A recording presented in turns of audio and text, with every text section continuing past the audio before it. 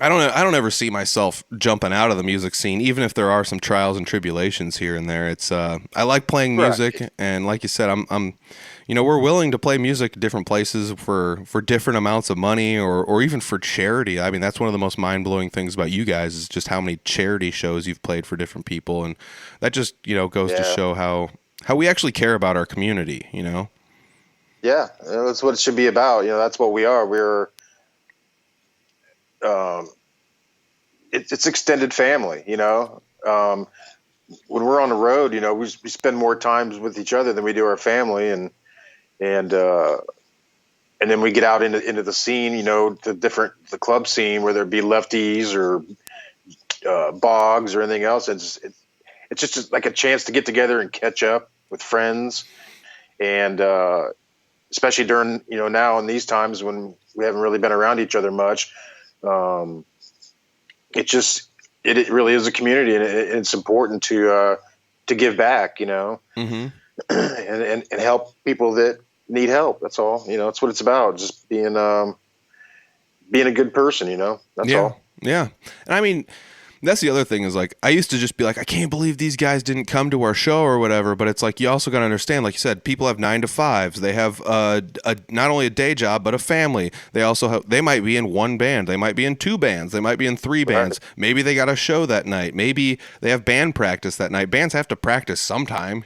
So I Yeah. I quickly learned to not get mad at people for not showing up to shows because like there's a lot of Friday shows up north here that I miss because I go down south to Des Moines area to practice Yeah. with Three Finger Betty, and it sucks. But everybody up here understands that, like I'm splitting my time between two different scenes, and Yeah. I'm doing the Yeah. best I can to support things. And I've even driven down to Des Moines to go see shows on nights where like I don't have anything going on up here because I just like going to watch music and I like hanging out with people, and Yeah.